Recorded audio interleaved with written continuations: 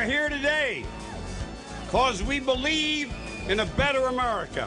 All Americans in a democratic country have a stake in ensuring that workers have that free choice to join a union. But for millions of American workers, trying to join a union isn't a right, it's a hazard. And what the Employee Free Choice Act seeks to do is to restore the freedom to choose to the workplace.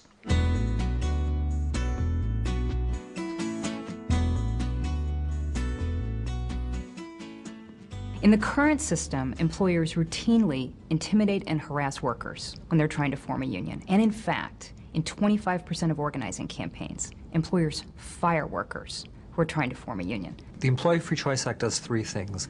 It requires that companies recognize unions whenever a majority of employees sign cards saying they want a union. It requires that if negotiations get stuck, it'll be settled by an impartial arbitrator. And it creates meaningful penalties for employers who break the law. Yale New Haven Hospital is a poster child for why we need the Employee Free Choice Act. To me, the union is so important. It's a good idea because of the people in the community. They need better wages, they need better homes, they need better health care. I thought it would be great to have a union because that way we would have a voice. It was a new thing for them, but there was quite a bit of support. Some people wanted the union, but some of them was scared for their jobs.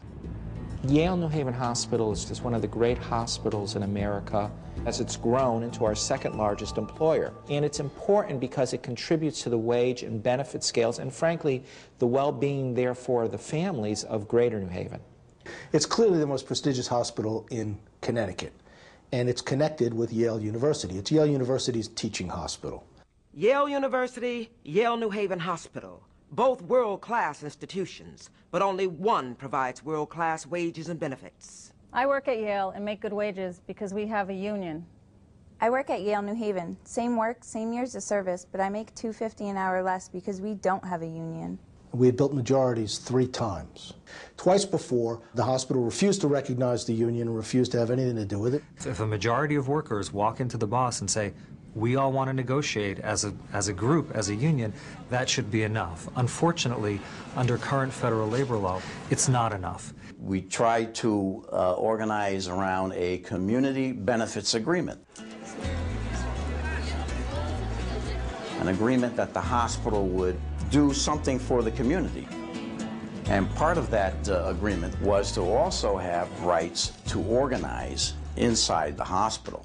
This is a win-win-win. What was agreed to was an election principles agreement, where the hospital and the union came together and said, let's give workers the right to choose, free from influence or untruths or coercion, whether or not it's in their interest, their family's interest, to organize under a labor union. And so I'm pleased and proud to announce this hard-fought agreement for a fair secret ballot election for the workers at Yale New Haven Hospital. Yeah! There was no question in our minds that we were going to have a good election, that we were going to win that election. The hospital knew that too. They knew we were going to win. When we petitioned to have the election, that's when things changed. And we got within 2 weeks of that election. And suddenly, the hospital went nuts. They just violated that community benefits agreement in any way possible. Yeah, it was like walking into a war zone every day. They began having mandatory meetings. Every week, we would go to a meeting. In the meeting, you were surrounded by bosses and vice presidents of the hospital. After 5 or 10 minutes, the meetings changed into employee and union talks. They had brought in this consultant in, and he was talking to us on different bases about why we don't need a union. The union was just here to take our money. It was a battle. It was a battle. Yale New Haven Hospital is a classic case where union-busting consultants have been brought in and literally are training and coaching managers on how to implement an anti-union campaign. They start these scare tactics to the employees.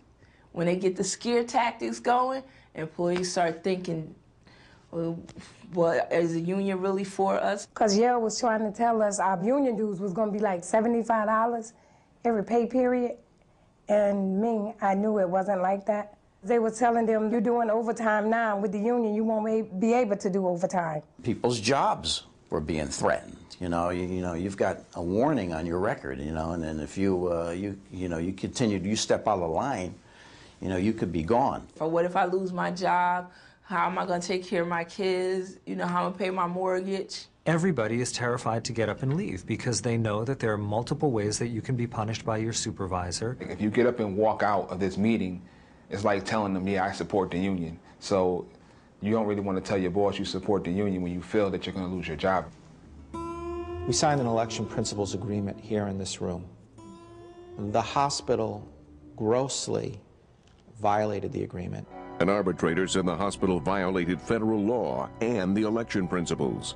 But the damage was done. As this anti-union behavior started to increase, what we saw was that there was no way to win. They had really destroyed the majority and destroyed the workers' ability to have a fair election. Yale New Haven Hospital absolutely demonstrates that we have got to have a labor law in this country that insists on free and fair rules of play for workers and protects workers' rights. There's a bill before Congress.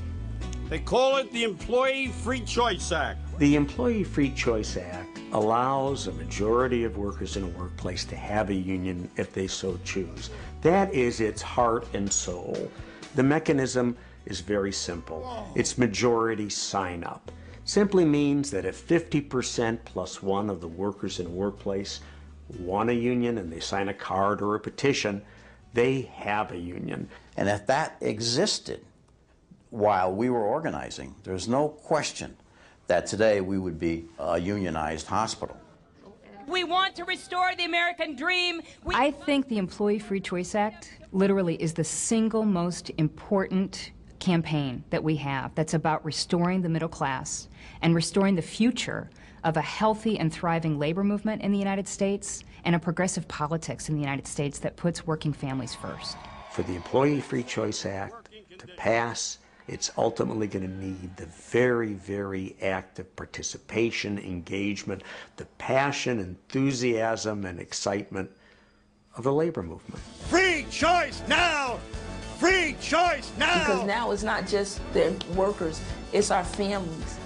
Because the next generation is coming. And we have to look out for our next generation. Go get them for the sake of America and for the sake of America's middle class.